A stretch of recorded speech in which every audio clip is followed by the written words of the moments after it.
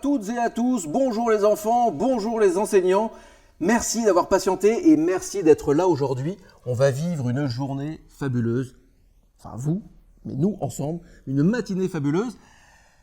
Elle coule quand on veut, comme par magie. On s'en sert pour se laver, on s'en sert pour faire le ménage, on s'en sert pour faire la lessive, la vaisselle, etc. Et pour plein d'autres utilisations aussi. Et oui, je veux parler évidemment de l'eau. C'est sa journée mondiale. Aujourd'hui, on lui fait sa fête. Aujourd'hui, on va réfléchir, on va explorer un petit peu d'où vient ce que l'on appelle une ressource fondamentale, l'eau, bien évidemment. Merci à vous, les enseignants, vous qui avez eu cette idée de vous connecter ce matin, qui avez eu cette idée avec le SIDEC de jouer ce jeu, parce que c'est un jeu qu'on va faire toute cette matinée. Vous qui faites le lien avec les enfants. Tiens d'ailleurs, j'ai envie de vous demander, parce que je vois ici le chat. Dites-nous comment vous allez. Est-ce que vous allez bien? Je sais que vous êtes très nombreux. Dites-nous que vous allez bien, dites-nous s'il fait beau près de chez vous, dites-nous d'où vous nous regardez. Et puis sur ce chat, je suis assez persuadé qu'on va y mettre plein de couleurs. Il faut que ce soit un feu d'artifice. Dites-nous comment vous allez. Un feu d'artifice de bonne humeur, s'il vous plaît, c'est ça qu'on vous demande. Avant cette émission, on vous a demandé si vous aviez des questions. Bon, c'était assez simple. Et en fait, on a été submergé de questions. Vous avez posé énormément de questions. Sachez que toutes ces questions, on va y répondre. Que dans cette émission, on ne va pas forcément répondre à toutes, parce qu'il a fallu faire un choix, ça n'a pas été simple. On va y répondre dans des vidéos, on va y répondre dans des séquences de dialogue ici, dans cette émission. Et on va commencer tout de suite. Je vous demande juste d'excuser Jean-Louis Pédeboy, le président du SIDEC. Il n'a pas pu être des nôtres. Il a un impondérable qu'on connaît bien et qu'on ne maîtrise pas depuis quelques temps. Mais je vous présente Benoît Auguin. Bonjour Benoît. Bonjour. Benoît, vous êtes directeur technique de l'eau et de l'assainissement au SIDEC. Et Richard Lespès, bonjour. Vous êtes conseiller pédagogique départemental en sciences et technologies, c'est bien ça? C'est ça, bonjour et bonjour à toutes et à tous. Merci Richard. Benoît, directeur technique eau et assainissement du SIDEC, c'est quoi le SIDEC? Alors le SIDEC, c'est un syndicat de communes qui regroupe toutes les communes des Landes, mais regroupe également les communautés de communes, le département et la région. Il œuvre dans beaucoup de domaines, donc comme l'énergie, le gaz, l'aménagement numérique, l'éclairage public, les énergies renouvelables et bien sûr l'eau et l'assainissement. Vous savez peut-être pas, mais le SIDEC distribue l'eau à plus de la moitié des Landais. Et donc, il s'assure que tous les jours, cette eau qui arrive à votre robinet soit de parfaite qualité et respecte parfaitement toutes les conditions sanitaires pour que vous puissiez la boire en toute sécurité, en toute tranquillité. Alors, pour vous donner quelques chiffres, parce que c'est un petit peu vague et pour vous l'illustrer, donc vous savez que le SIDEC gère plus de 6000 km de réseau d'eau, c'est-à-dire 6 fois la distance Brest-Strasbourg ou Marseille-Lille. C'est important, et tout ça dans le département des Landes.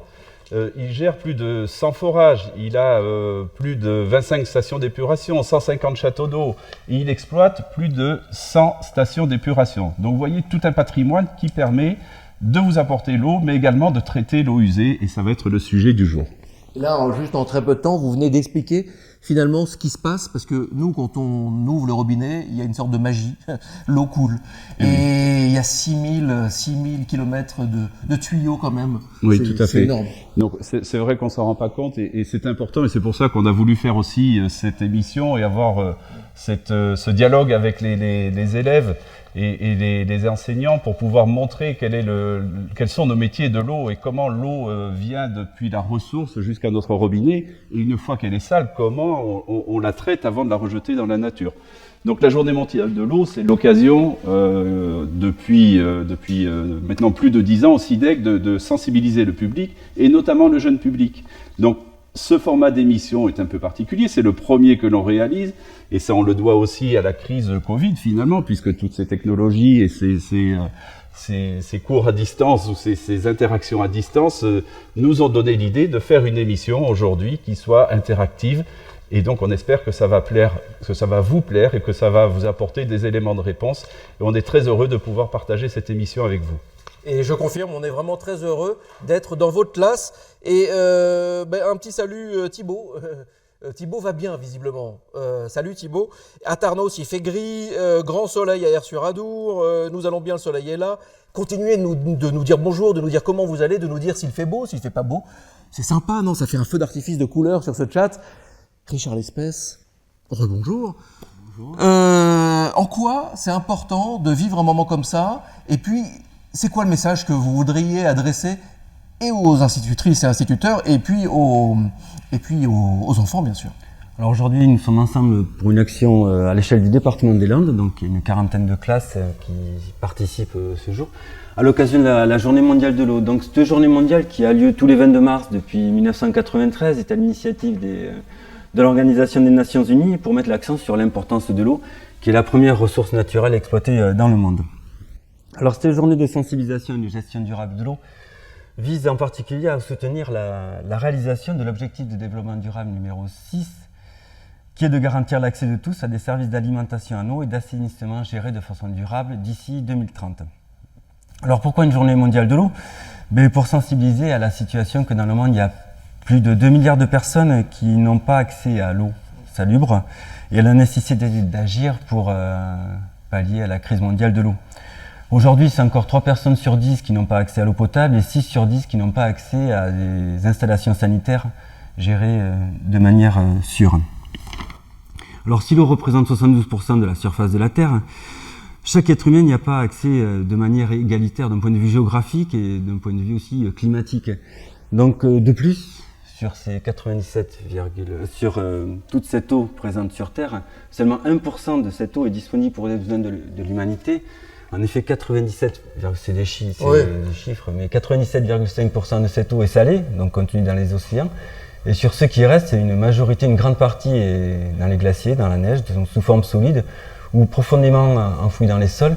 Même dans l'atmosphère, il reste ce 1% qui est accessible à l'humanité.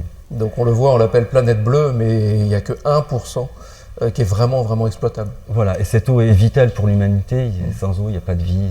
D'où l'importance de la gérer de manière sûre et durable. Et d'où l'importance des objectifs de développement durable. Vous voyez ce pins par exemple ici, les objectifs de développement durable, c'est une feuille de route vers 2030. Parlez-en à vos maîtres d'école, et puis parlez-en en famille aussi, les objectifs de développement durable. Aujourd'hui, par exemple, nous parlons particulièrement de l'objectif, l'ODD, on peut l'appeler, numéro 6, autour de l'eau. C'est bien ça, Richard Lespèce? C'est ça. Super.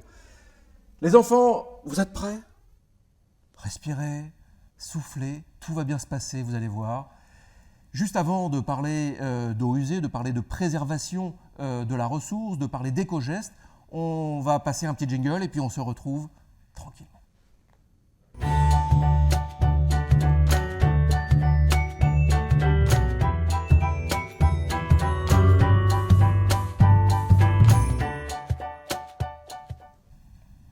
Alors on se retrouve toujours en direct et toujours sur ce joli plateau en direct de Mont-de-Marsan au CIDEC. Vous avez donc posé beaucoup de questions en amont. Certaines vont être abordées sur ce plateau et puis d'autres, on a choisi d'y répondre grâce à Lola. Vous connaissez Lola? Vous connaissez pas Lola?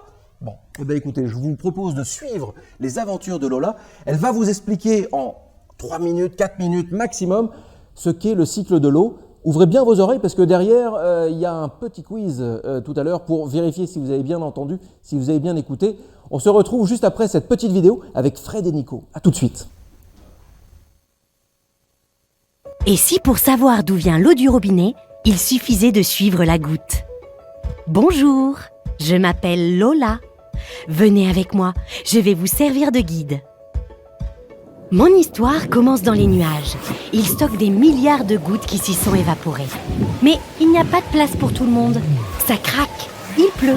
C'est d'ailleurs comme ça que j'ai choisi de m'infiltrer sous terre. J'aurais pu m'évaporer et disparaître ou choisir de ruisseler dans la rivière. Mais moi, je préfère l'aventure. J'ai rejoint d'autres gouttes d'eau pour m'installer pendant quelques milliers d'années dans la nappe phréatique des Landes, une réserve d'eau souterraine. Mais le repos n'est pas éternel. Je sens une force qui m'entraîne à la surface. Une pompe, placée dans un forage, m'aspire à travers de gros tuyaux et m'emmène sans le savoir vers un nouveau voyage. Jusque-là, je n'étais qu'une banale goutte d'eau, sans intérêt. Mais bientôt, je deviendrai une ressource utile et indispensable à la survie et au bien-être de l'humanité. je me transformerai en eau potable. Mais attention, pas dans cet état. J'ai besoin de subir plusieurs traitements avant d'être distribuée. Alors direction l'usine de traitement. Pour être la plus belle, mes copines et moi n'avons pas peur de nous faire filtrer, désinfecter et tester. Je passe de bassin en bassin et de bâche en bâche. Ici, pas de secret, tout est informatisé. Les agents du SIDEC m'observent, me chouchoutent et veillent sur moi 24 heures sur 24. Grâce au traitement, je suis devenue une magnifique goutte d'eau potable. L'eau du robinet est l'un des aliments les plus contrôlés en France. C'est pour ça que je me fais régulièrement examiner en fonction de dangers identifiés par les agents du SIDEC. Au programme, inspection minutieuse des installations, vérification des mesures et réalisation de nombreuses analyses. Pour être sûr de ma qualité, des prélèvements et des contrôles sont réalisés par l'Agence régionale de santé. Cette batterie de contrôle terminée, me voilà prête pour la vie de château. C'est reparti pour un tour dans les tuyaux? Suivez-moi. Partons à l'assaut du château. Ici, pas de pont-levis. Il s'agit d'un château d'eau. C'est une construction servant à stocker de l'eau en hauteur. Arrivé au sommet, c'est ici que nous attendons dans un immense réservoir, jusqu'à ce que quelqu'un ait besoin de nous et ouvre son robinet. Mais comment j'arrive chez vous? Facile, c'est la hauteur de la réserve d'eau et la pente naturelle qui me donne une pression suffisante pour arriver jusqu'aux habitations. Nous sommes presque arrivés. J'ai hâte. J'emprunte à nouveau des tuyaux souterrains. Quand, sur un chantier, je croise des agents du SIDEC. Ils vérifient qu'il n'y ait pas de fuite et que les canalisations soient bien raccordées aux habitations. Ça y est pour moi, le grand jour est arrivé. Vous tournez le robinet, l'eau coule. Vais-je être bu? Vais-je vous servir à nettoyer vos mains, à faire la vaisselle, à faire tourner la machine à laver ou arroser votre jardin? Sans oublier de vous brosser les dents. Maintenant que vous savez d'où je viens, je vous laisse. Sûr que vous penserez à moi la prochaine fois que vous ouvrirez le robinet.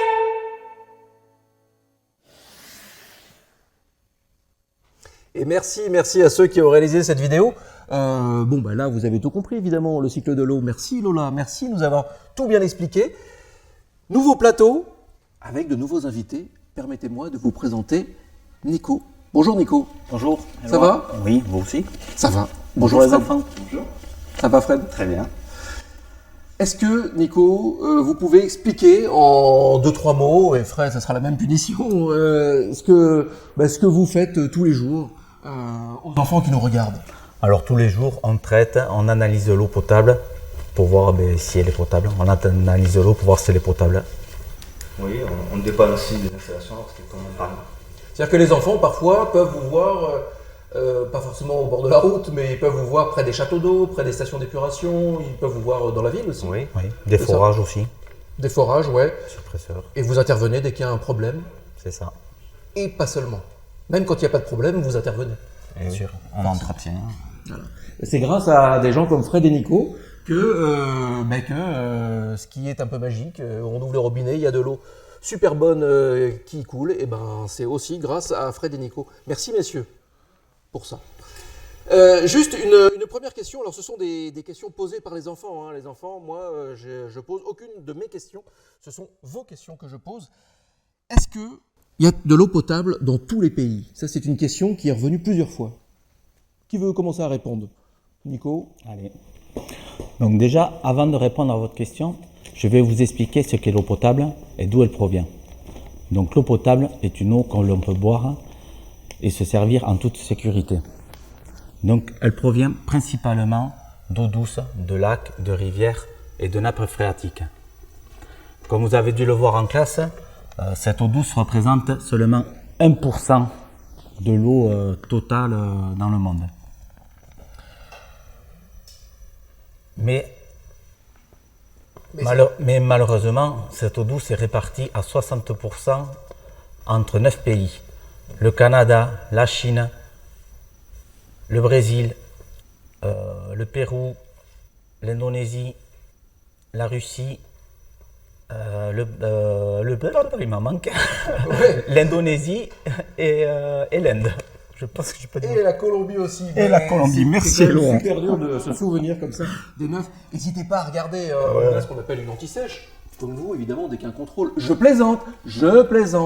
C'est bon, je l'ai fait, je le ferai qu'une fois. Il y a des conseillers pédagogiques qui sont dans la salle et puis j'ai pas envie de me mettre mal.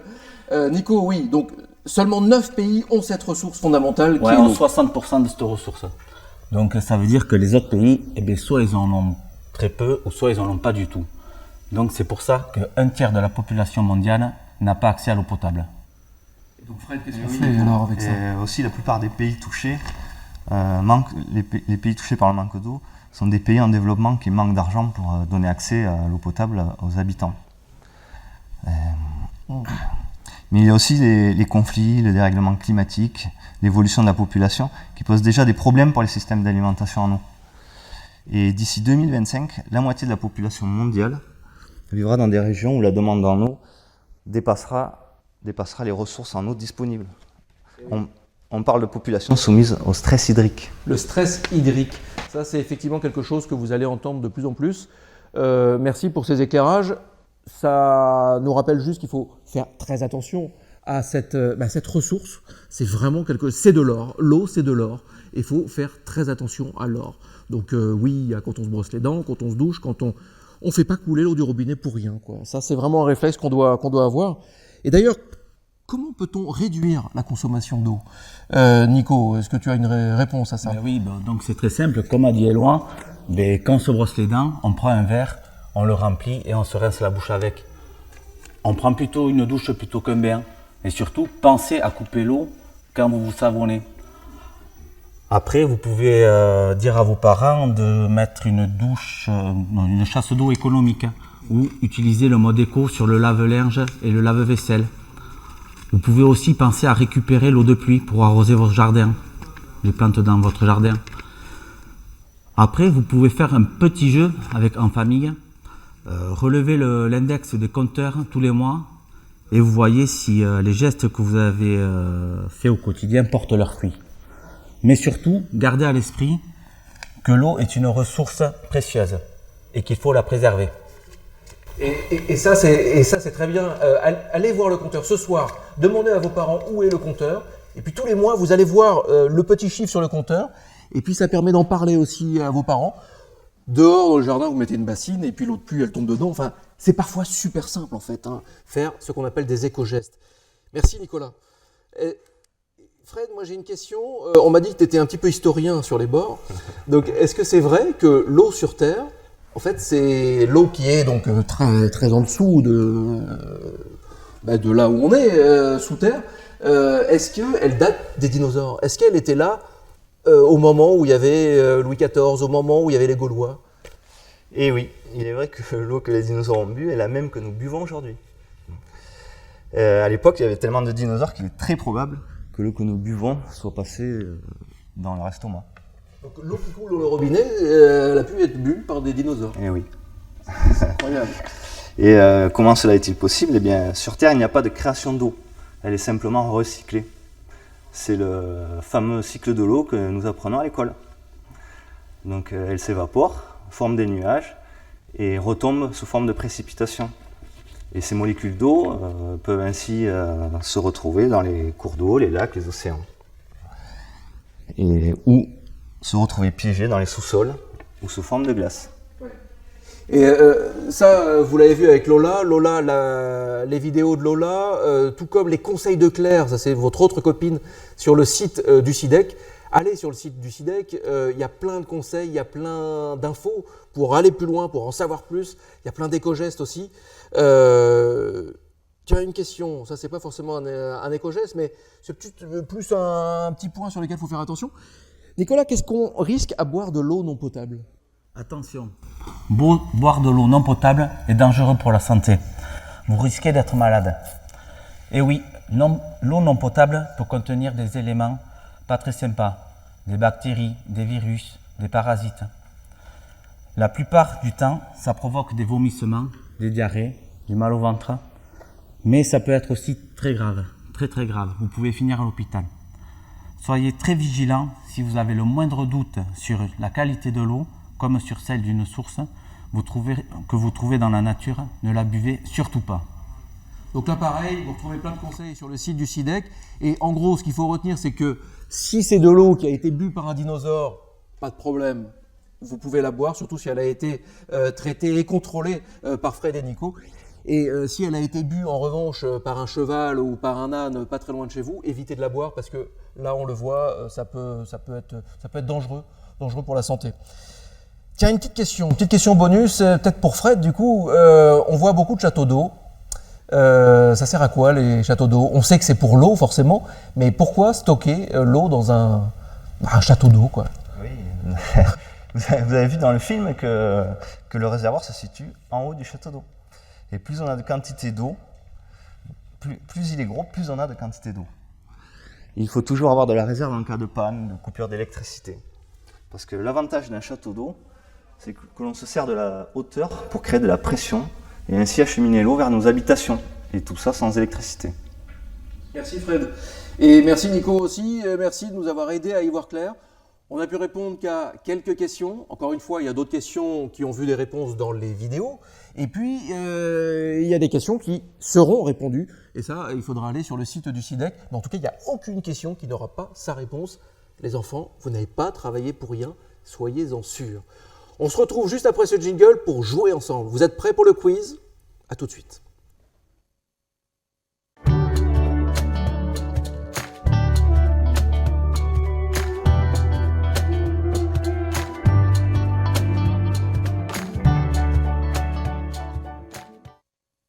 Nous allons maintenant passer à la partie rigolote, la partie quiz.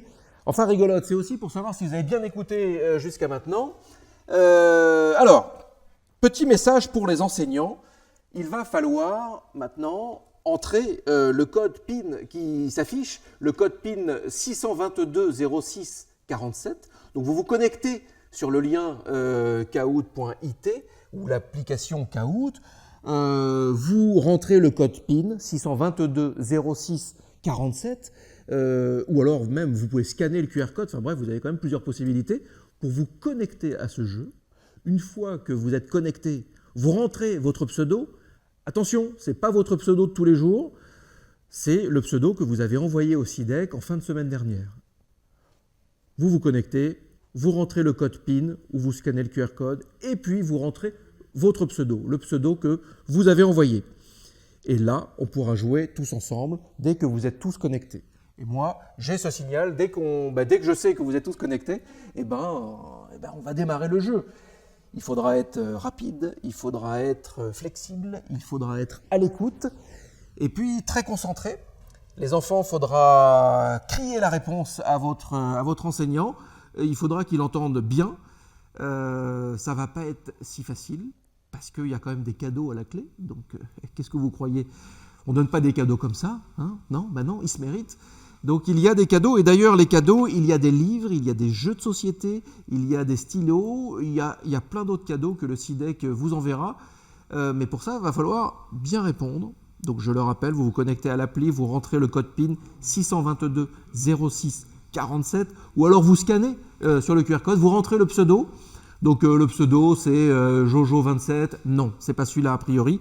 Le pseudo c'est plus classe CE2-CM1, c'est plus école Pouillon CM2, etc., etc., etc. Vous le connaissez le pseudo. Tout ça c'est dans les mails que vous avez reçus.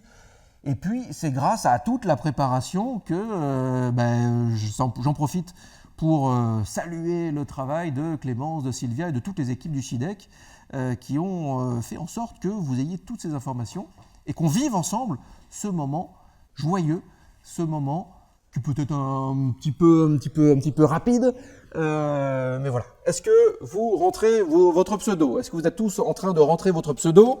J'imagine que oui. Vous êtes, vous êtes de plus en plus nombreux. Je vous vois tous connectés. On va donc passer à la première question.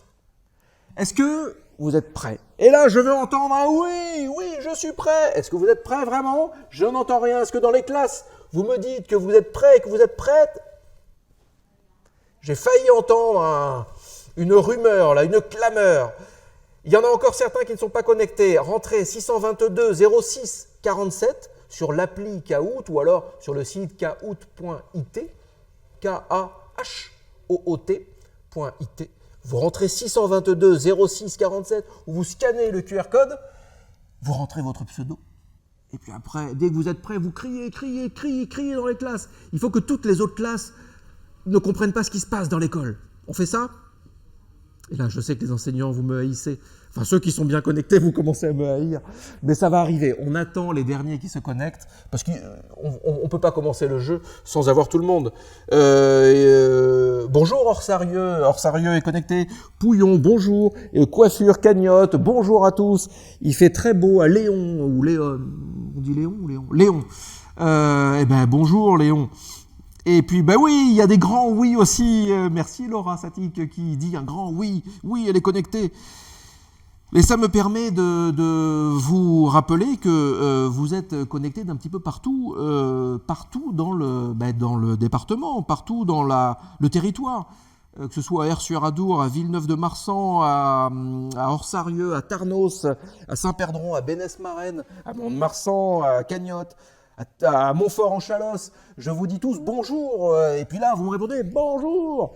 Vous dites tous oui, je suis connecté. Et là, je vois, hein, je le vois. De toute façon, je vous vois, et je vous entends aussi.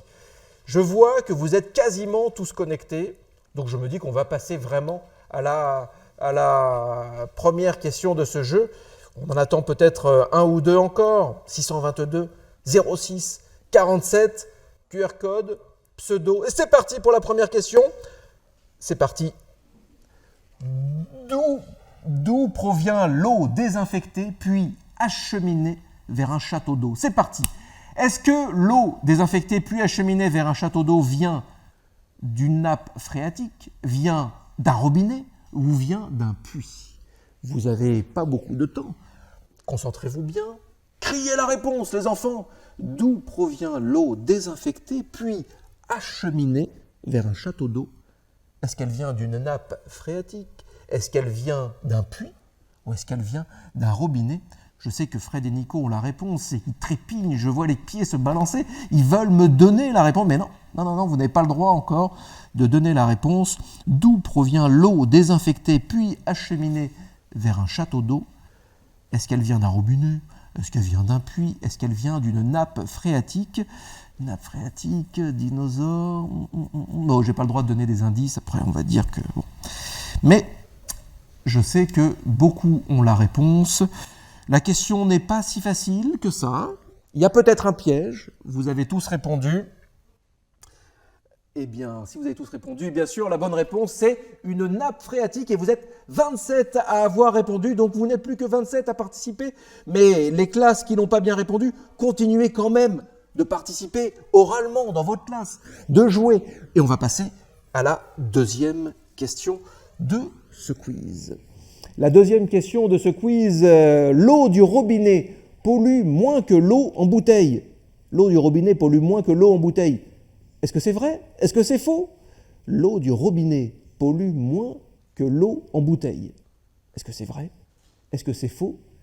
Tic-tac, tic-tac, le temps passe, les minutes ne font que 60 secondes, les secondes ne font que des microsecondes, je pense. C'est comme une goutte d'eau, hein, c'est tic-tac. C'est ça. Une minute, c'est une série de goutte à goutte. Imaginez le sablier, l'eau du robinet pollue moins que l'eau en bouteille. Est-ce que c'est vrai? Est-ce que c'est faux? Allez, vous êtes 23, 25 à avoir répondu déjà. Est-ce que c'est vrai? Est-ce que c'est faux? 26 réponses, 27 réponses. Ah, je vous entends dans les classes donner la bonne réponse, ou la mauvaise réponse d'ailleurs. Mais surtout, il faut que ce soit une réponse collective. Il faut que ce soit la réponse de la classe. Top, c'est parti pour la réponse. Alors, l'eau du robinet pollue moins que l'eau en bouteille. Est-ce que c'est vrai ou c'est faux? La réponse est... C'est vrai, bien sûr. L'eau du robinet pollue moins que l'eau en bouteille. Bien sûr. La bouteille, c'est quoi qui entoure l'eau? C'est du plastique. C'est pas le sujet de l'émission, mais on pourrait en parler aussi pendant des heures. Place à la troisième question. Vous n'êtes plus que 20 à avoir les bonnes réponses. Pour économiser l'eau de la maison, je dois boire de l'eau en bouteille. Vrai ou faux? Pour économiser l'eau de la maison, je dois boire de l'eau en bouteille. Est-ce que c'est vrai ou c'est faux? C'est parti. Il faut répondre, les enfants. Criez la bonne réponse à vos enseignants. Pour économiser l'eau de la maison, je dois boire de l'eau en bouteille, vrai ou faux? Et pourquoi pas boire l'eau de la bassine qu'on a laissée dehors pour recueillir les eaux de pluie, ce qui est relativement déconseillé, cela dit. On ne sait jamais qui vient boire aussi, ce ne sera pas un dinosaure qui viendra boire l'eau de la bassine. Encore qu'il se passe des trucs la nuit quand on dort, on ne sait pas. On ne sait pas. Les enfants ont beaucoup d'imagination aussi. Pourquoi pas? Alors, est-ce que pour économiser l'eau de la maison, je dois boire de l'eau en bouteille, vrai ou faux? Moi, je vois plein d'autres choses à faire pour économiser l'eau de la maison. Pas forcément boire l'eau en bouteille. Je vais trop vite peut-être, puisque ce n'est pas le moment de la réponse. Ça y est, c'est parti pour la réponse. Donc, est-ce que la réponse était vraie? Est-ce que c'était faux? Est-ce que c'est faux, bien sûr?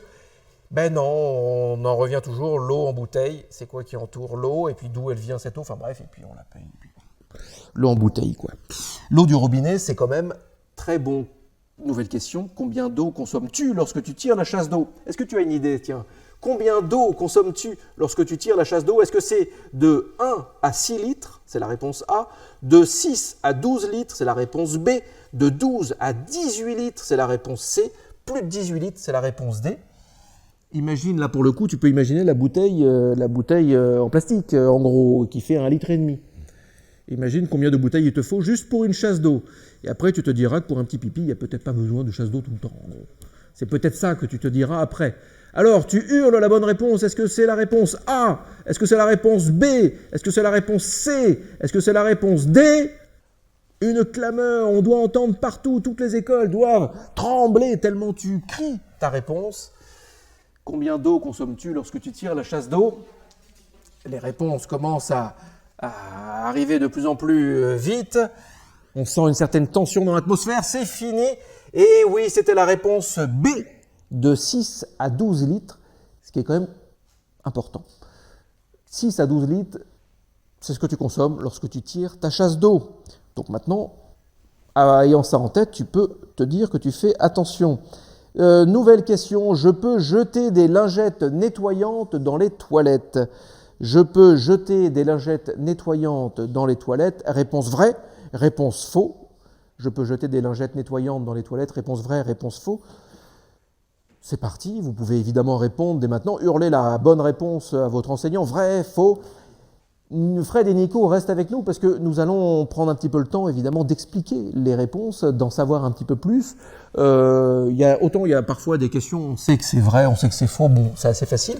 Autant il y en a, ce serait intéressant d'en savoir un petit peu plus. Et Fred et Nico sont nos experts et donc vont nous aider à répondre d'ici bientôt puisque nous sommes dans la dernière question sur les lingettes nettoyantes. Est-ce que je peux les jeter dans les toilettes?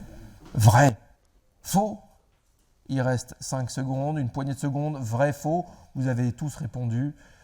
Et oui, la réponse est évidemment faux. Bien sûr, non, je ne peux pas jeter des lingettes nettoyantes dans les toilettes. Non, c'est interdit. Alors, vous avez répondu. Je vais avoir bientôt, je vais savoir qui a gagné ce quiz.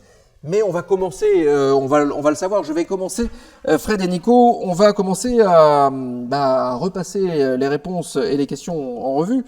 D'où provient l'eau désinfectée puis acheminée vers un château d'eau? On a vu que la bonne réponse, c'était les nappes phréatiques, c'est bien ça? Oui, c'est bien Fred, ça. c'est quoi exactement une nappe phréatique? Une nappe phréatique, c'est un réserve d'eau qu'on peut retrouver dans les sous-sols. Donc c'est vraiment tout en bas, dans les sous-sols. C'est ça qu'a bu le dinosaure? Et oui. Enfin, on n'y était pas, mais il paraît. On suppose. Nico, la deuxième question, c'était l'eau du robinet pollue moins que l'eau en bouteille. Vrai, faux? Alors c'est vrai, l'eau du robinet est plus écologique que l'eau en bouteille. La boire permet d'économiser 10 kg de bouteilles en plastique par an et par personne. Cela évite aussi la pollution due au transport de ces bouteilles. Merci. Donc la réponse était vraie à la question 2. La question numéro 3. Pour économiser l'eau de la maison, je dois boire de l'eau en bouteille. Vrai ou faux, Fred? Et c'est faux. L'eau en bouteille coûte très cher, elle coûte entre 150 et 300 fois plus cher que l'eau du robinet. Et en plus, ça produit des déchets plastiques avec les bouteilles. Et le transport de ces bouteilles pollue la planète. Et oui, parce que l'eau en bouteille, on va l'acheter dans un supermarché. Et puis dans le supermarché, comment viennent les bouteilles? Elles viennent en camion, par exemple. Et puis ça fait pas du bien à la planète, effectivement. Merci Fred. La réponse 4, combien d'eau consommes-tu lorsque tu tires la chasse d'eau? C'était quoi la réponse? 6 et 12 litres. C'est énorme quand même, 6 et 12 litres. Ouais. On sait pourquoi il faut autant d'eau et pas juste 1 litre. C'est pour pouvoir évacuer notre pipi. Ouais. Il faut une force. Nos besoins. j'imagine. Ouais. Donc c'est beaucoup. Donc si c'est juste un petit pipi, Oui. on n'est pas obligé de tirer la chasse, on peut se le dire. Tout dépend. Tout dépend ce qu'on est. Tout dépend si on n'a pas mangé les asperges ou pas. Bon bref, la question suivante. Je peux jeter des lingettes nettoyantes dans les toilettes, vrai ou faux? Fred, c'est quoi la réponse? Les lingettes faux. nettoyantes? Non, c'est faux. Ça se dégrade très mal dans le réseau et en plus ça bouche les installations. Ouais. Les installations de traitement des eaux. Donc, en gros, si tu jettes des lingettes nettoyantes, tu vas te faire gronder par tes parents parce que ça va boucher, ça va y avoir un problème directement dans tes toilettes. Et puis, ça va beaucoup gêner aussi Nico et Fred parce que eux, ils vont retrouver la lingette nettoyante dans les tuyaux. Et eux, leur boulot, c'est aussi d'aller nettoyer tout ça. Donc, c'est quand même pas très sympa. Donc, en gros, il faut juste que tu penses à Fred et Nico quand tu es là avec ta lingette nettoyante. Mais en fait, même, qu'est-ce que tu fais avec ta lingette nettoyante au-dessus des toilettes? Ça, c'est... Non, tu peux pas. La lingette nettoyante, tu la mets dans ta poche, tu la mets à la poubelle. C'est ça le geste. Oui. Bon, voilà. Tu la mets pas dans l'eau, tu la mets pas dans les toilettes. Est-ce qu'on a le nom de l'école gagnante? Et puis si on a le nom de l'école gagnante, on va les féliciter parce qu'ils vont recevoir un joli cadeau. Un joli cadeau. Je rappelle que l'école gagnante gagne un jeu de société. La classe gagnante gagne un livre. Et les lauréats, donc les enfants, gagnent un stylo. Là, on a le podium, et le podium 1, 2, 3, et c'est RCM2GP. Donc RCM2GP, c'est R sur Adour qui gagne le grand prix. Le deuxième prix, c'est Carcan, donc c'est Car sans Ponçon. Et la classe JJPC, c'est quelle ville? C'est quelle ville, la classe JJPC? Tiens, vous pouvez me le dire sur le chat. Mais Tarnos, bien sûr. Je vois qu'on est pas mal dans le sud là. Sur-Adour, Tarnos aussi quand même un peu, non? Ouais, c'est le centre. Ouais. Bon, le centre-sud quoi.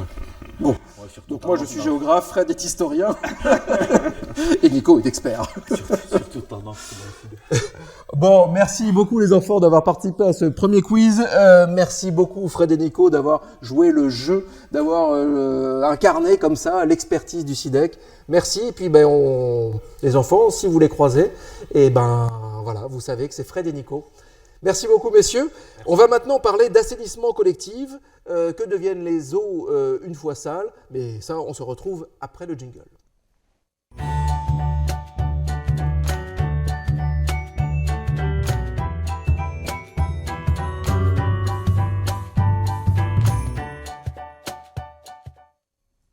On va voir ce que c'est qu'une eau usée et grâce à Lola toujours. Et oui, Lola, c'est votre nouvelle copine qui vous explique tout ce qui se passe autour de l'eau. Donc pendant 3 minutes à peu près, une petite vidéo pour voir ce qu'on entend par assainissement. Juste après, vous serez incollable et on va vérifier ça tout à l'heure dans un quiz. On se retrouve juste après cette vidéo.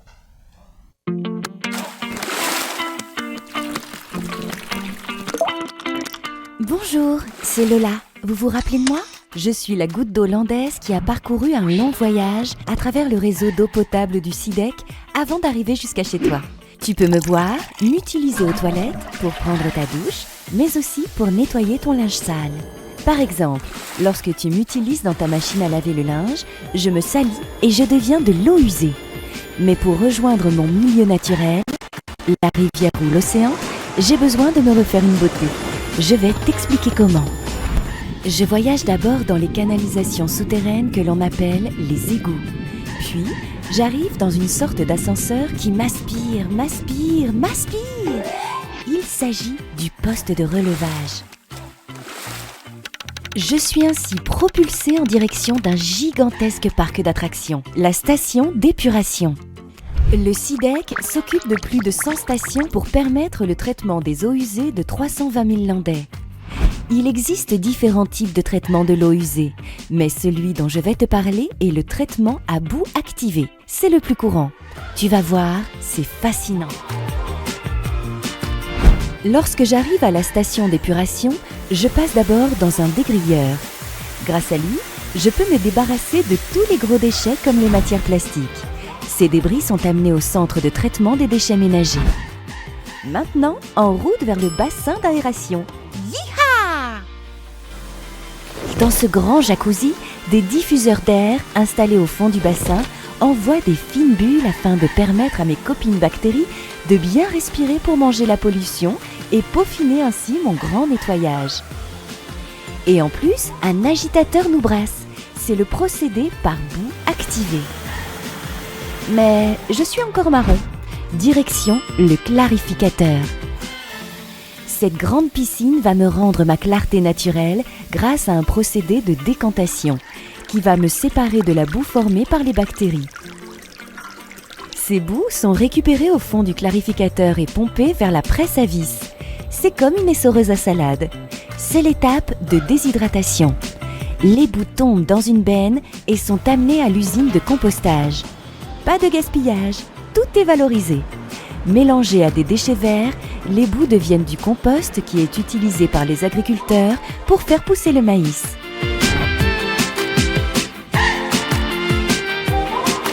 Et de mon côté, débarrassée de la boue, je retrouve ma beauté. Après une dernière étape de contrôle et d'analyse, je peux enfin retourner dans mon milieu naturel, sans polluer le ruisseau. Je dis merci au SIDEC qui veille à la protection de l'environnement. Pour une station d'épuration plus économe en énergie, des panneaux photovoltaïques produisent localement de l'électricité et assurent ainsi 40% de la consommation du site. Toi aussi, tu peux agir pour l'environnement et éviter de polluer en adoptant ces quelques gestes simples. Ne pas jeter les lingettes ni les cotons-tiges dans les toilettes. C'est mieux dans la poubelle. Évitez de verser dans l'évier ou les toilettes des liquides indésirables tels que l'huile de friture, les produits d'entretien ou la peinture. La déchetterie est faite pour cela. Et enfin, au quotidien, il est important de limiter la consommation de savon, de liquide vaisselle et de lessive. Maintenant, à toi de jouer. Vers l'infini et l'eau de Lola!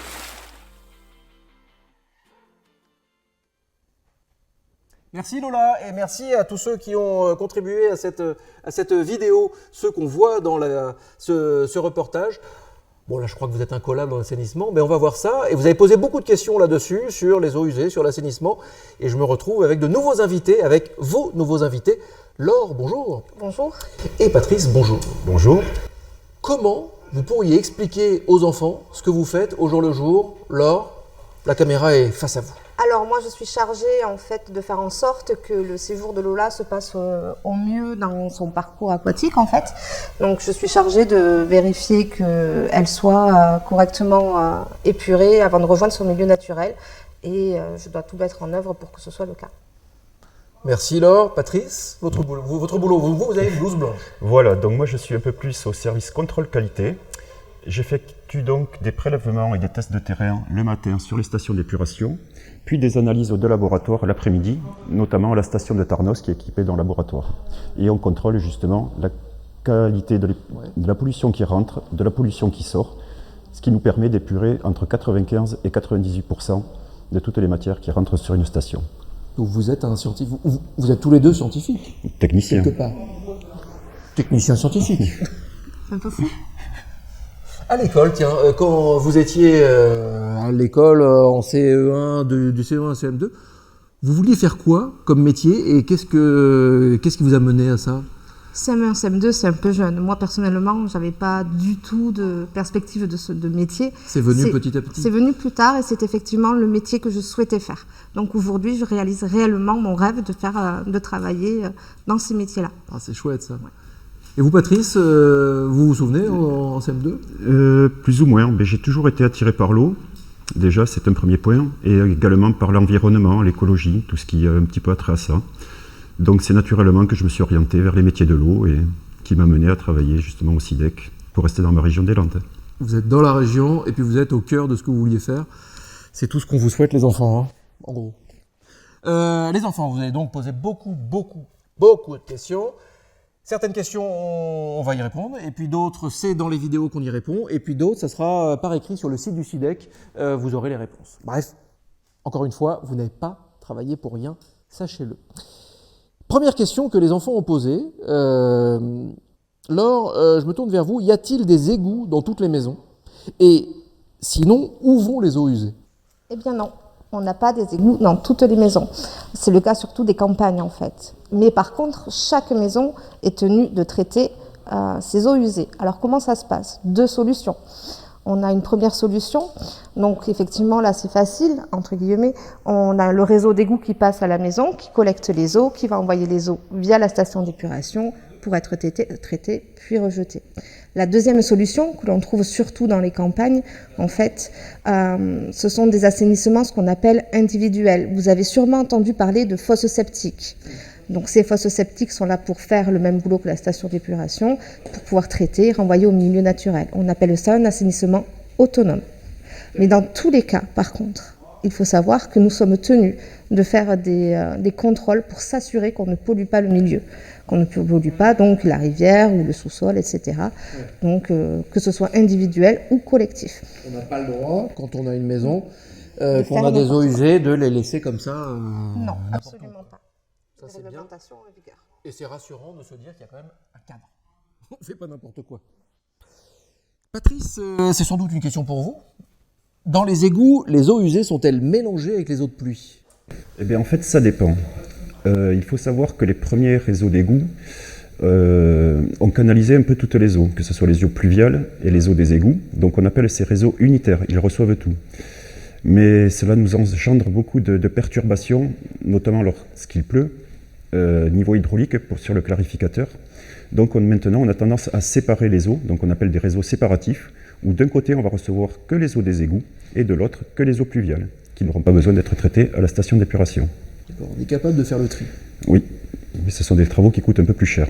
Donc c'est pour ça que dans un premier temps, les communes ont été équipées de réseaux unitaires, puis au fur et à mesure, nous les avons séparés. Merci Patrice. Une troisième question, les enfants, que vous avez posée. Combien de temps faut-il pour nettoyer l'eau dans la station d'épuration? Laure, peut-être? Oui. Alors, c'est un petit peu... on ne peut pas donner de chiffres réels. On va vous donner une fourchette, en fait, entre 1 et 3 jours. Il faut donc imaginer que l'eau-là que vous avez vue tout à l'heure sur la petite vidéo, à partir du moment où elle va rentrer dans la station, où elle va sortir, on va dire qu'elle passe en moyenne 48 heures dans la station d'épuration à s'éclater avant de repartir. Donc elle arrive, elle est usée, elle voyage, elle fait un tas de trucs. C'est un vrai parc d'attraction pour elle. Et après, elle s'en va toute propre. C'est ça. C'est exactement ça, normalement. Ah si. Grâce à des gens comme vous. Exactement. Une nouvelle question que les enfants ont posée, justement, cette goutte, l'eau-là, est-ce qu'on peut boire l'eau-là dès la fin de la station d'épuration? Patrice? Eh bien, en fait, non. Vu que ce sont des bactéries qui dégradent les pollutions qui rentrent, l'eau, même si elle est clarifiée, contient encore beaucoup de bactéries. Et comme vous l'a dit tout à l'heure Nicolas, il y a des bactéries, des virus, des parasites. Donc, il vaut mieux éviter de boire cette eau, sinon vous seriez très malade et vous pourriez finir à l'hôpital. Donc là, c'est pas l'eau du dinosaure. Là, on en revient. Ce n'est pas l'eau du dinosaure. On boit l'eau du dinosaure. C'est tout. L'eau du robinet, quoi. L'eau usée, on la boit pas. Et l'eau qui sort juste à la sortie de la station d'épuration, on ne la boit pas non plus. En fait, on boit l'eau quand les techniciens du SIDEC nous le disent. Nous disent, elle est bonne. C'est ça. Et désinfectée. Et désinfectée. Bien sûr. Une dernière question que les enfants ont posée. Où jette-t-on l'eau usée? Et est-ce qu'on la réutilise? Là, c'est une question un peu pour tous les deux. On peut commencer par vous, là. Alors, effectivement, les eaux usées sont rejetées dans les réseaux d'assainissement, dans les égouts, pour être transportées sur les stations d'épuration, ce qu'on a dit tout à l'heure, traitées et rejetées au milieu naturel. Aujourd'hui, se pose beaucoup la question de l'eau potable, de la pérennité de cette ressource. Mon collègue tout à l'heure vous l'a expliqué. On est confronté aux évolutions climatiques, aux périodes de sécheresse, mais aussi à l'évolution, à l'agrandissement de la population. Donc on étudie de plus en plus souvent comment réutiliser cette eau usée traitée en fait. Il faut savoir qu'aujourd'hui, on a à peu près 1% de cette eau rejeté qui sert, qui est réutilisé. Ce chiffre va augmenter au fur et à mesure des années parce que effectivement le ministère de la Transition écologique et solidaire incite en fait ces projets d'économie circulaire. Donc ce sont des projets qui peuvent par exemple on peut se servir de l'eau par exemple pour nettoyer les routes, arroser les espaces verts ou encore, tu as peut-être d'autres idées toi Patrice Justement, sinon, je vous ai dit tout à l'heure que l'eau en sortie de station n'est pas potable, mais il y a certaines utilisations un peu spécifiques. Je pensais à Thomas Pesquet dans l'espace. Vu qu'ils ne peuvent pas amener de l'eau potable pour consommer dans la station internationale, ils nettoient justement leurs eaux, la désinfectent pour pouvoir ensuite la boire. Donc ça, après c'est très limité, mais c'est parce que ça coûterait trop cher d'amener de l'eau dans l'espace, bien évidemment. Et ça, un jour, on y viendra, vous pensez? Aussi, à faire comme Thomas Pesquet? Je pense pas, parce qu'il faut beaucoup d'électricité et d'énergie, justement, pour retraiter cette eau. Oui, donc le jour où on sera obligé de faire ça, il n'y aura pas forcément autant d'électricité que... Plutôt la réutiliser pour l'irrigation, pour l'agriculture. Voilà. Il faut quand même, pour pouvoir réutiliser cette eau en fait en agriculture, comme on disait, sur les routes, etc., garantir une certaine qualité quand même de cette eau traitée et aussi pouvoir la stocker avant réutilisation. Merci Laure, merci Patrice. Et c'est avouez les enfants que c'est hyper intéressant d'essayer de comprendre comment marche un truc. On a l'impression que c'est magique, on ouvre le robinet, bam, il y a de l'eau. Vous avez vu tout le travail qu'il y a derrière. Et c'est vrai, une question que vous étiez peut-être pas posée, Thomas Pesquet, dans l'espace, c'est génial. Oui, on lui envoie pas un camion-citerne. Eh non, il se débrouille tout seul, il se débrouille plutôt bien. Mais du coup, c'est quand même une ressource limitée, comme elle est sur Terre, limitée aussi. Nous allons donc maintenant passer, après toutes ces informations, on va quand même bien vérifier si vous avez bien tout écouté, et puis on va à nouveau faire souffrir vos enseignants, parce qu'on va vous faire crier des réponses dans le nouveau quiz, juste après ce jingle.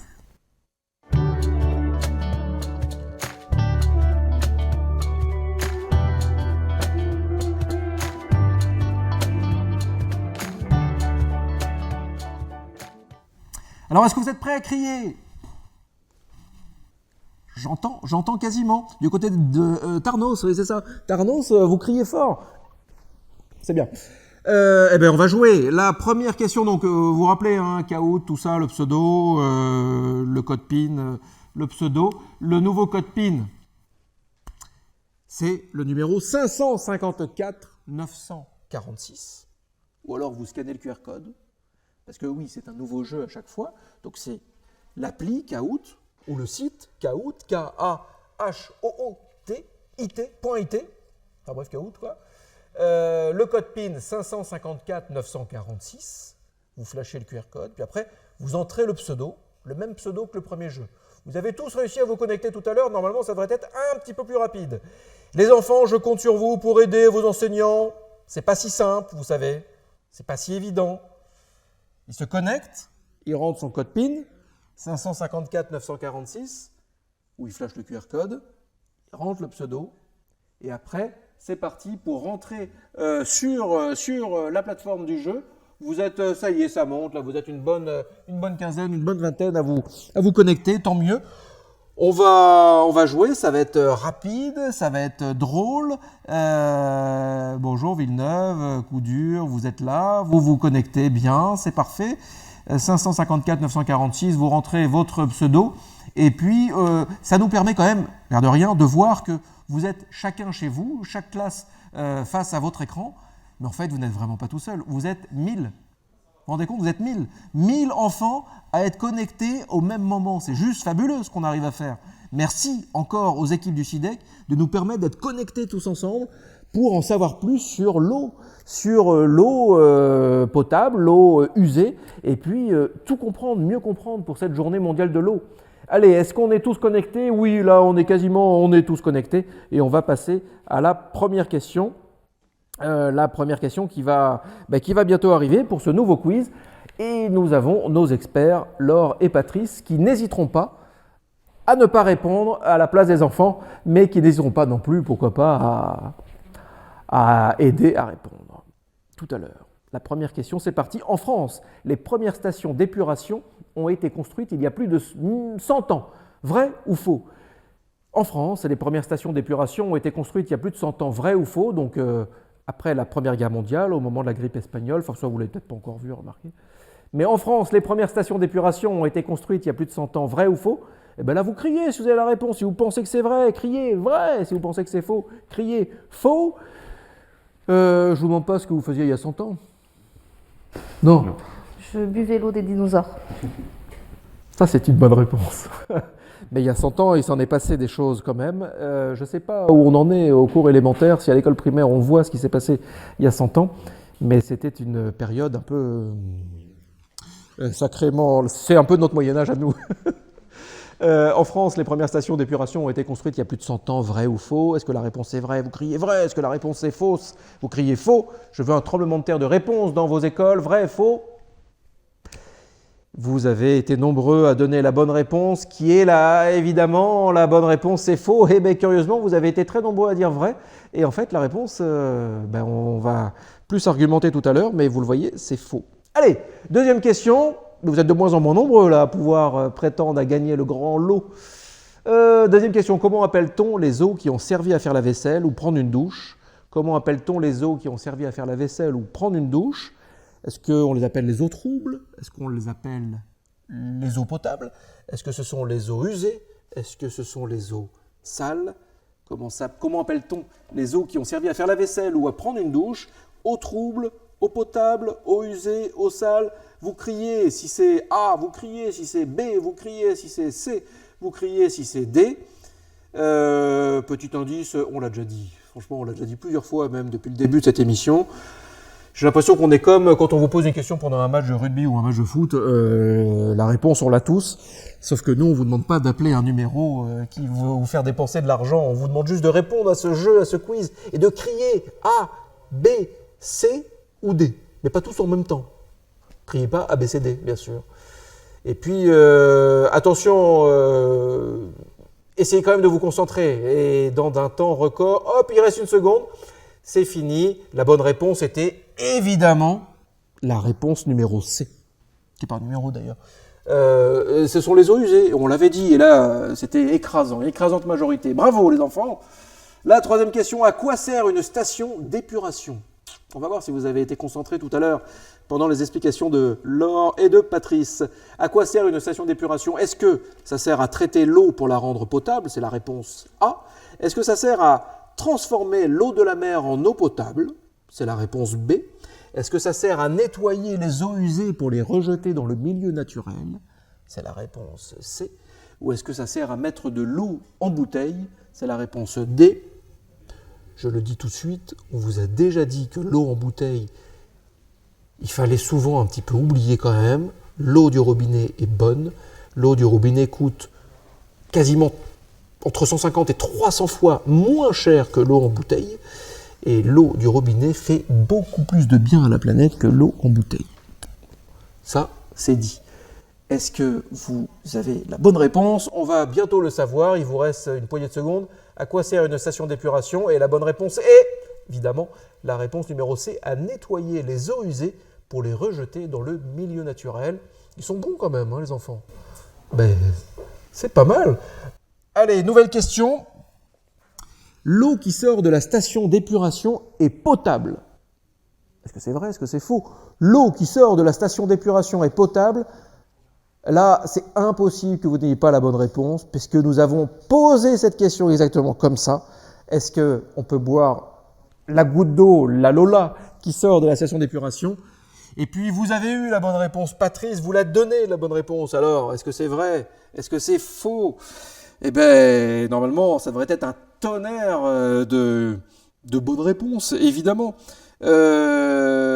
Merci à Lynx, petit clin d'œil du coup à Lynx. Vous êtes prêts, c'est parfait. Et vous êtes prêts et j'espère que vous aurez la bonne réponse du coup. Est-ce qu'on peut boire cette petite goutte d'eau qui sort de la station d'épuration à la sortie, vous savez? Est-ce que c'est vrai? Est-ce que c'est faux? Vous avez quasiment tous répondu. Et là, je serais hyper surpris que vous n'ayez pas la bonne réponse. Alors les enfants, c'est vrai? C'est faux? Eh bien, la bonne réponse est... Eh ben c'est faux, bien sûr, Patrice. Eh ben oui, c'est une écrasante majorité.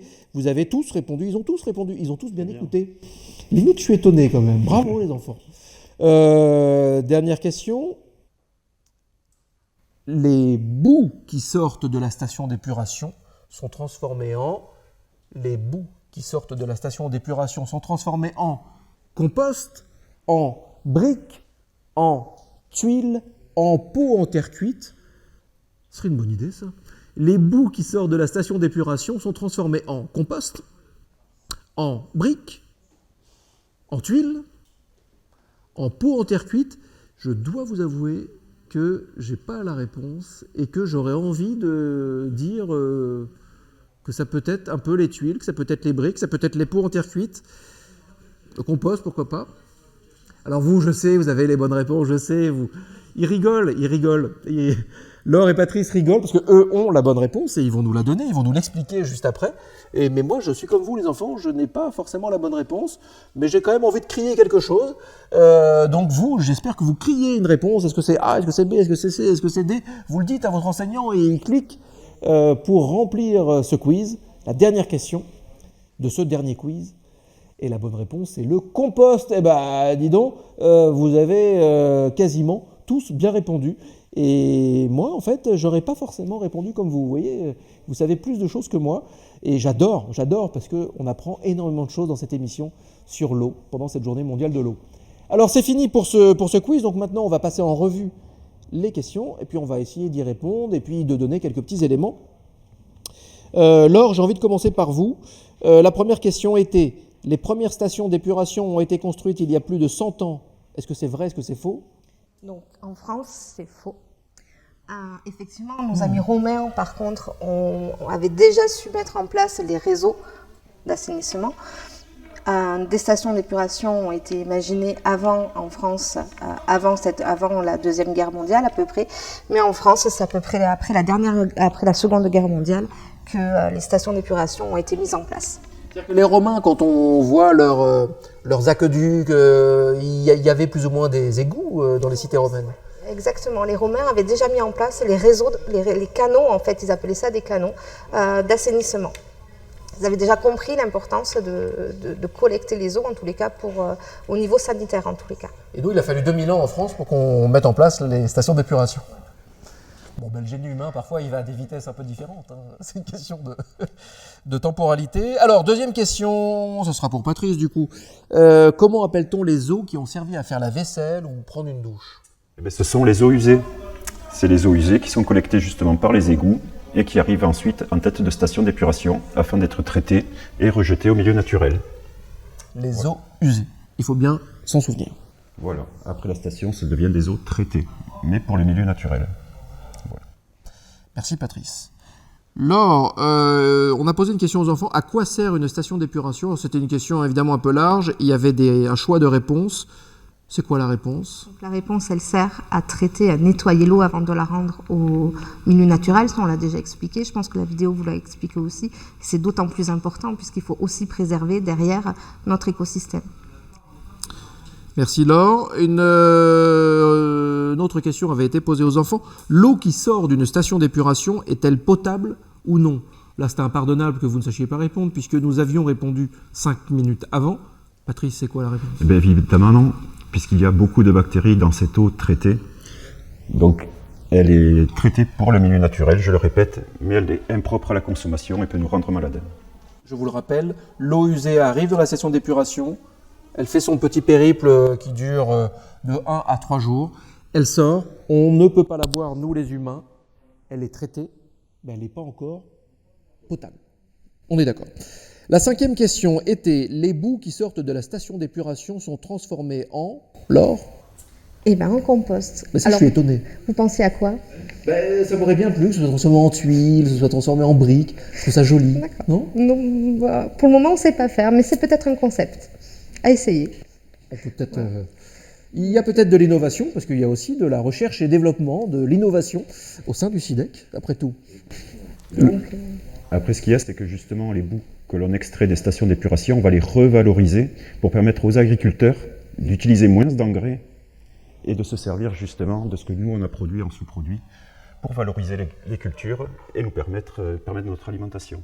C'est vraiment vrai. Plutôt que de la terre cuite, voilà, on préfère les donner aux agriculteurs quand même, plutôt que de faire de la poterie. Et oui, parce que rien ne se perd, rien ne se crée, Tout se transforme. On le retrouve très souvent quand on parle de l'eau, bien sûr. Est-ce qu'on a le classement, le podium? Je suis sûr que vous trépignez d'impatience. Nous avons le numéro 3, c'est Tarnos, encore, bravo, décidément. En 2, c'est Villeneuve, c'est Villeneuve. Et en 1, nous sommes, je rêve, on est encore du côté de R-sur-Adour. Alors franchement là, je me dis que il y a, chez les adultes, on appelle ça un petit lobby d'R-sur-Adour, parce que je vois des bras qui disent yes ici, là, autour de moi.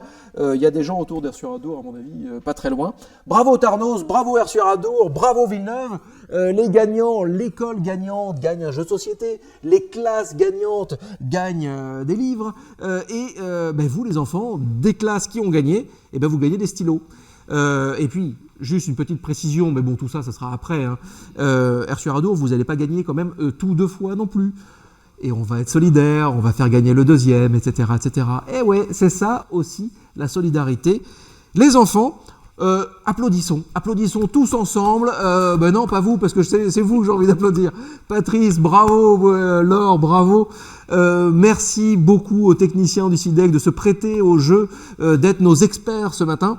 Ils sont fabuleux. Donc maintenant, quand vous pensez à l'eau, vous pensez à Fred et Nico que vous avez vu tout à l'heure. Vous pensez aussi à Laure et Patrice. Merci beaucoup. On va se retrouver juste après pour finir cette émission tous ensemble.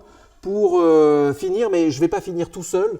Je vais finir avec Benoît Auguin et puis avec Frédéric Carin-Cazot. Vous allez le voir, on va faire quand même un petit mot. On peut pas se quitter comme ça. On se retrouve après ce petit jingle.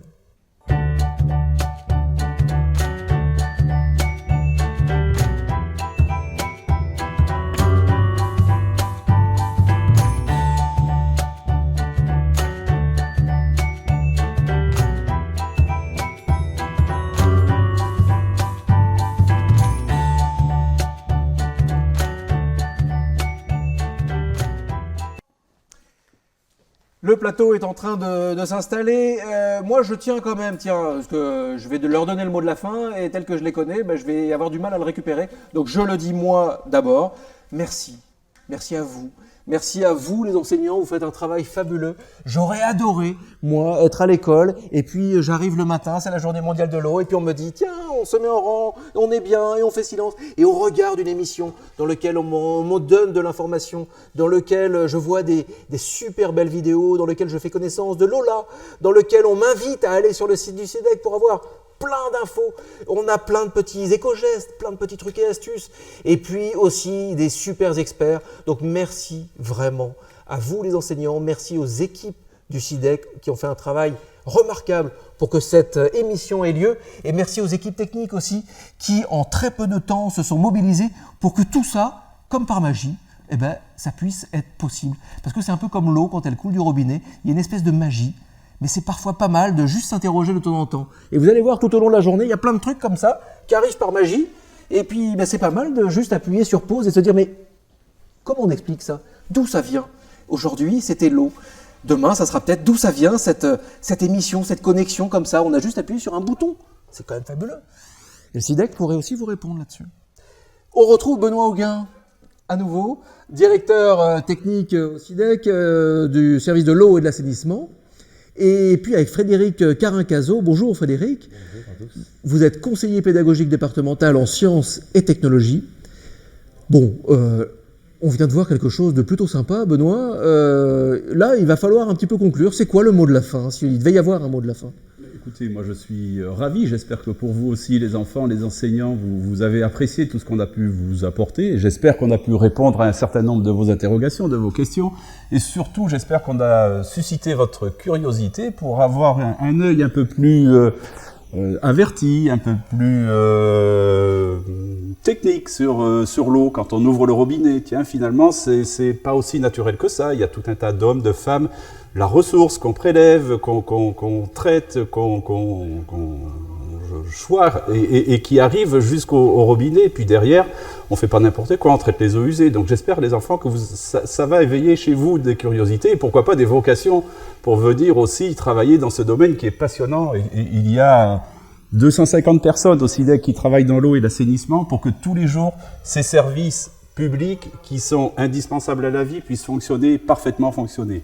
Donc écoutez, j'espère que ça va susciter des vocations chez vous. Et en tout cas, moi je suis ravi du fonctionnement, du format de cette émission, de pouvoir toucher autant de personnes en si peu de temps. Et merci à toutes les équipes, comme vous l'avez dit, Éloi. Je m'associe bien sûr à ces remerciements. Et puis j'espère qu'on va pouvoir continuer et vous proposer à l'avenir autre chose.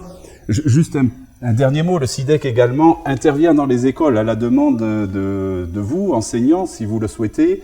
On a une personne, on a Marie-Pierre qui est capable de venir pour vous apporter concrètement, réellement, en face des élèves, tout un tas de sujets que vous pouvez aborder sur le thème de l'eau, de l'assainissement. Donc n'hésitez pas à nous contacter, nous essaierons de répondre favorablement, bien sûr, dans la limite de nos moyens, de notre disponibilité, mais en tout cas on sera ravis de pouvoir venir échanger avec vous dans les écoles en direct. Et puis là, en plus, on sait que, donc oui, il y a Marie-Pierre, évidemment, mais on a vu que Fred, Nico, Patrice, Laure, ça leur a donné le goût, j'en suis sûr, ils ont envie de venir vous voir maintenant. Frédéric Carincazo, il y a plus de 1000 enfants qui sont connectés. Qu'est-ce que vous pourriez leur dire? Et qu'est-ce que vous pourriez dire aussi à leurs enseignants, bien sûr? Avant tout, remercier l'ensemble des acteurs. On a pu apprécier d'une part l'intérêt porté par les élèves et bien sûr les enseignants sur cette thématique-là. Et puis on a également, donc à travers la diversité des questions qui ont été posées, bien sûr. Et puis on a pu apprécier la qualité, la clarté des réponses de l'ensemble des intervenants du SIDEC.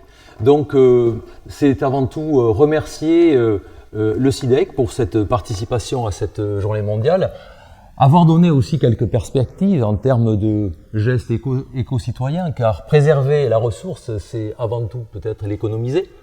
Nous avoir précisé comment se gérer cette ressource qu'est l'eau, la gestion de l'eau, aujourd'hui c'est quoi dans les Landes à travers le SIDEC, et puis des perspectives aussi pour les classes, pour les élèves, c'est, vous l'avez évoqué, la possibilité aussi de développer des partenariats, que des techniciens, des médiateurs puissent venir à la rencontre des élèves et des enseignants dans les classes, mais également des possibilités d'aller faire des visites. Je pense par exemple à des stations d'épuration où des classes peuvent être effectivement accueillies. Voilà, donc un grand merci au SIDEC et puis un grand merci aux enseignants, aux élèves pour s'être mobilisés sur cette journée mondiale, une journée où les élèves landais sont associés à des classes de tous les pays du monde entier. Et ça, c'est pas rien. Merci beaucoup Frédéric Carincazo. J'ai envie quand même que l'on trinque ensemble, parce que c'est la journée mondiale de l'eau. Donc il faut juste que je fasse un petit mot, parce que il y a des cadeaux. Il y a des cadeaux que vous allez recevoir, les cadeaux pour les enfants. N'oubliez pas, les enfants, vous avez joué. Certains d'entre vous ont gagné. Enfin, ceux qui ont perdu, vous avez quand même gagné énormément aussi en savoir et en connaissance, bien sûr. Mais un jeu de société par école, un livre par classe, et puis pour les classes gagnantes, vous aurez tous des stylos, les stylos, tout ça, tous ces cadeaux offerts par les équipes du SIDEC. Et tiens, on va trinquer à ça, et puis on va trinquer à cette journée mondiale de l'eau. Et puis on va peut-être se donner rendez-vous dans un an aussi, finalement. Oui, écoutez, le rendez-vous est noté, et puis on va essayer de faire encore une journée mondiale de l'eau qui soit riche, qui puisse permettre de transmettre aux enfants, puisque c'est les enfants qui permettront aussi les générations futures de préserver cette ressource. Et donc le rendez-vous est pris, et on essaiera de réfléchir à quelque chose encore de différent, mais d'intéressant. Top, merci beaucoup Benoît, merci Frédéric. Allez, on trinque, je voudrais qu'on trinque quand même à de l'eau. À Lola aussi, bien sûr, Lola, et au site du SIDEC. Allez voir toutes les informations sur le site du SIDEC. Merci à toutes les équipes encore une fois. Merci à vous SIDEC. Merci à vous l'Académie. Merci à tous les enseignants. Merci à vous les enfants. À bientôt. À bientôt.